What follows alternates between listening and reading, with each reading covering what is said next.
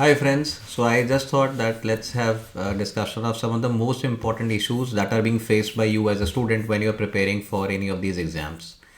One of the most often asked questions is how to take a break, whether taking a break is at all necessary or not.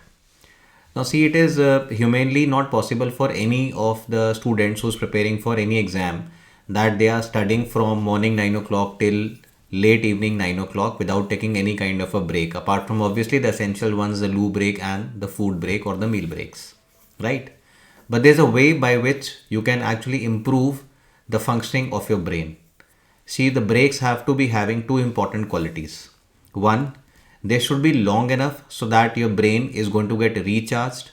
At the same time, they should be short enough that they do not waste too much of your time. How do we ensure it? One of the easiest ways that I practically found and I applied for myself was that whenever you wish to take a break, for some students, they may be requiring a break after, let's say, 90 minutes. Some people may be requiring a break after 2 hours. Some may be requiring a break after 3 hours. Ideally speaking, as you have an exam approaching, you should be able to increase your sitting as per the demands of the examination.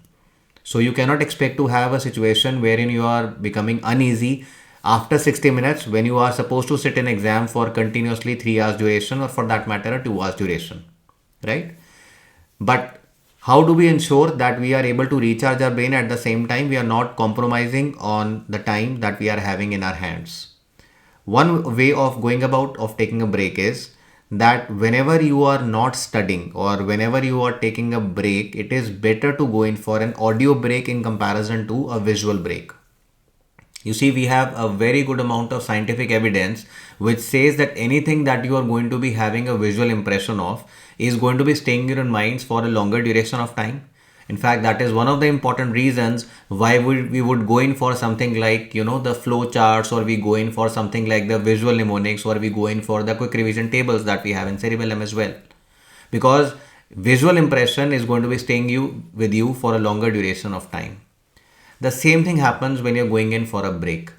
Suppose I have studied for the last 2 hours and I wish to take a break.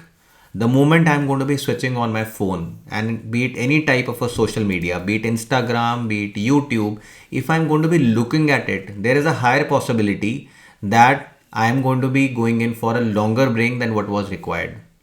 Eventually, that is going to be detrimental because it consumes a lot of time, and then because of the dopamine rush, your brain would find the academics very, very boring. So, what's the solution?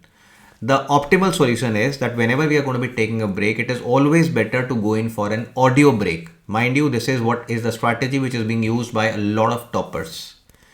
So, even though I was an average student, I was a mediocre student, I would still say that you can go in for this kind of a strategy, which is very, very useful. You see, when you're taking an audio break, that practically means that maybe you're listening to one of your favorite songs.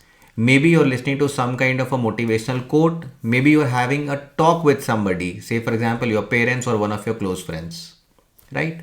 The audio breaks are going to be helpful in recharging you because they are putting a break so far as your academics is concerned. So there is a genuine distraction, I would say, or a genuine break from the routine that you are having. So this is going to be causing a disruption, right? So this disruption is going to be a useful disruption in that sense, right? Because that is going to be responsible for recharging your brain and thereby reducing your mental fatigue. At the same time, we understand that audio breaks cannot be as engaging for you as would be a visual break. Plus, you save the chance of having any kind of a visual fatigue when you're going to be going in for an audio break.